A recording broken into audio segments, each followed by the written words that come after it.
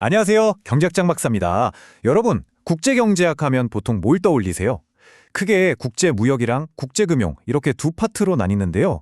오늘 우리가 다룰 주제는 바로 이 국제무역의 자유화입니다. 이게 뭐냐면요. 지금 우리가 살고 있는 이 글로벌 경제가 대체 어떤 규칙 위에서 돌아가고 있는지 그 탄생 비화를 파헤쳐보는 거예요. 이 스토리를 알아야 지금 세상 돌아가는 게 진짜 제대로 보이기 시작하거든요. 자, 한번 생각해 보세요. 여러분 요즘 해외 직구 많이 하시죠? 또 편의점만 가도 전 세계 수입 과자나 맥주가 쫙 깔려 있고 도로에는 외제차가 흔하잖아요. 근데 이게 어떻게 이렇게 당연한 일이 됐을까요? 네, 맞아요. 이 모든 것 뒤에는요, 세상을 움직이는 보이지 않는 거대한 규칙이 숨어 있어요. 오늘은 바로 그 규칙, 그 시스템이 어떻게 탄생하고 지금의 모습으로 진화했는지 그 역사를 한번 제대로 파헤쳐 보겠습니다. 자, 오늘 우리가 함께 떠날 여정의 지도입니다. 먼저 게이트라는 게 어떻게 태어났는지부터 시작해서 이게 점차 어떻게 발전했는지 살펴볼 거고요. 그리고 아주 중요한 전환점이었던 우루과이 라운드를 거쳐서 지금의 세계무역기구, 바로 WTO가 어떻게 탄생했는지 알아볼 겁니다. 마지막으로 이 세운 질서가 우리 한국에게는 어떤 의미였는지까지 한번 쭉 짚어보겠습니다. 준비되셨죠? 그럼 본격적으로 출발해 볼까요? 모든 이야기에는 시작이 있죠. 이 거대한 국제무역 질서의 시작은 놀랍게도 2차 세계대전이 막 끝난 그 폐허 속이었습니다. 정말 모든 게 잿더미가 된 혼돈 속에서 왜 다들 새로운 규칙을 만들어야 한다고 생각했을까요?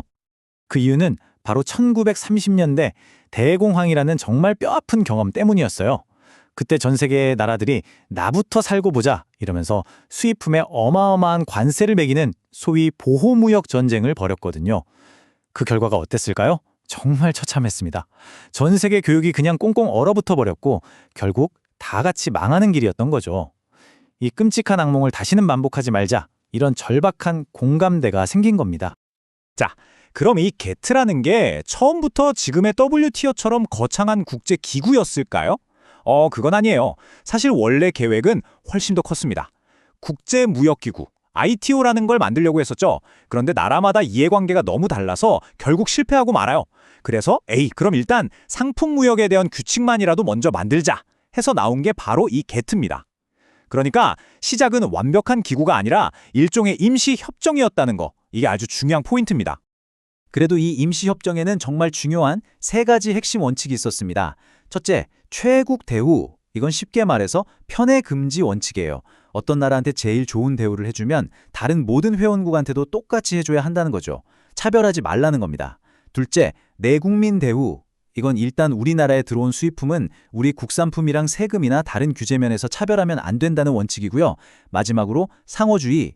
이건 가는 게 있으면 오는 게 있어야죠. 한 나라가 관세를 낮춰주면 상대방도 그에 맞게 혜택을 줘야 한다는 아주 상식적인 원칙입니다. 근데 이 GAT라는 게 한 번 딱 만들어주고 끝난 게 아니에요. 마치 게임 캐릭터가 퀘스트 깨면서 경험치 쌓고 레벨업 하듯이 여러 번의 협상을 거치면서 계속 진화했거든요. 이 협상을 우리가 라운드라고 부릅니다. 자, 여기 이 표를 한번 보세요. 이게 바로 게츠의 성장 기록입니다. 1947년 제네바 라운드부터 1986년 우루과이 라운드까지의 역사가 쫙 나와 있죠. 여기서 특히 참가국 수랑 주요 의제 부분을 한번 잘 보세요. 시간이 흐르면서 뭔가 확 눈에 띄는 변화가 있지 않나요? 네, 맞아요. 바로 그거요. 참가국 수랑 논의하는 주제가 그냥 폭발적으로 늘어났죠.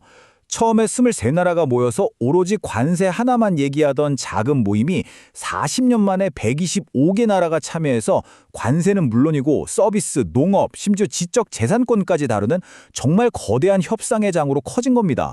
이 변화 자체가 GATT 체제가 얼마나 중요해졌는지를 보여주는 거죠.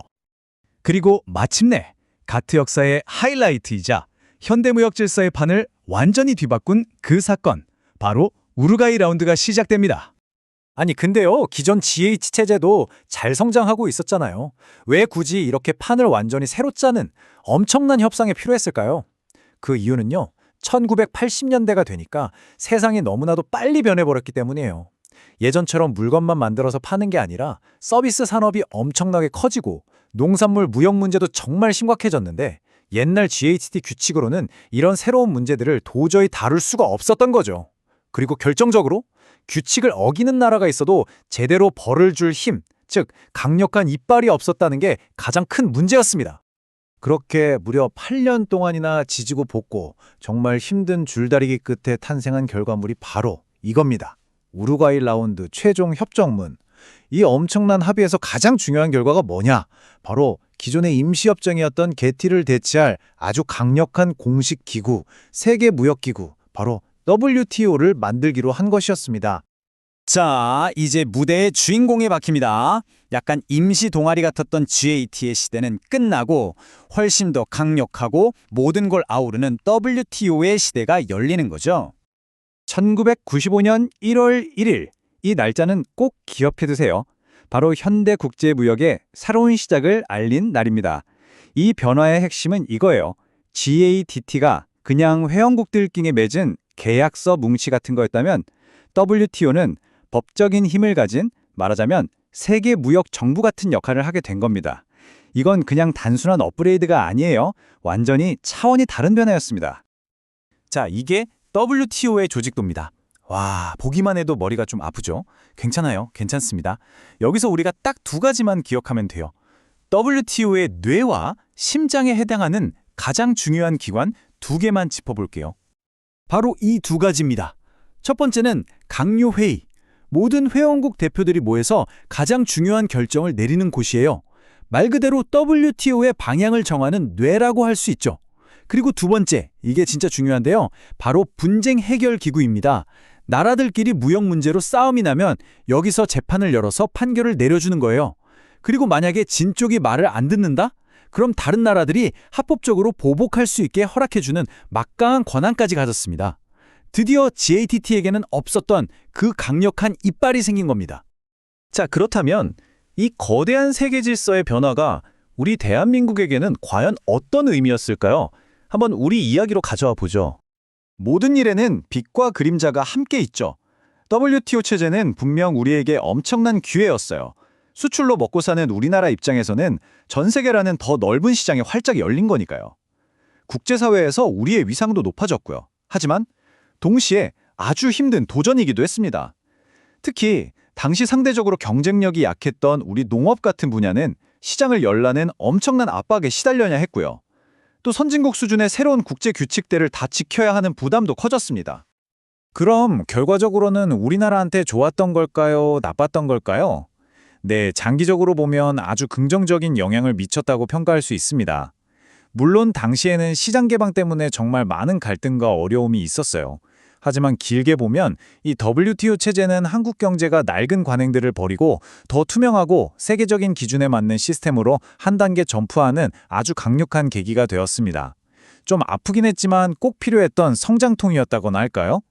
네, 오늘 우리는 전쟁의 폐허 속에서 싹튼 작은 약속 하나가 어떻게 전 세계를 하나로 묶는 거대한 규칙으로 발전했는지 그 긴 여정을 함께 돌아봤습니다.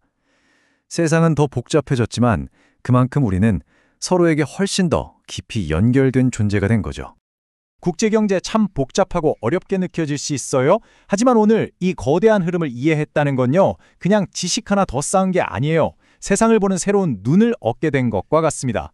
이제 여러분은 신문기사나 뉴스 너머에 숨어있는 진짜 힘의 움직임을 읽어낼 수 있는 강력한 렌즈를 하나 장착하신 겁니다. 그리고 이제 질문은 미래를 향합니다. 지금 이 순간에도 이 새로운 무역 규칙을 누가 쓸 것인지를 두고 보이지 않는 전쟁이 계속되고 있거든요. 과연 미래의 세계 무역 규칙은 누가, 그리고 어떤 가치를 담아서 쓰게 될까요? 그 질문에 대한 답을 함께 찾아가는 것, 이게 바로 우리가 앞으로도 국제경제를 계속해서 파고들어야 하는 이유일 겁니다. 오늘 이야기는 여기까지 하겠습니다.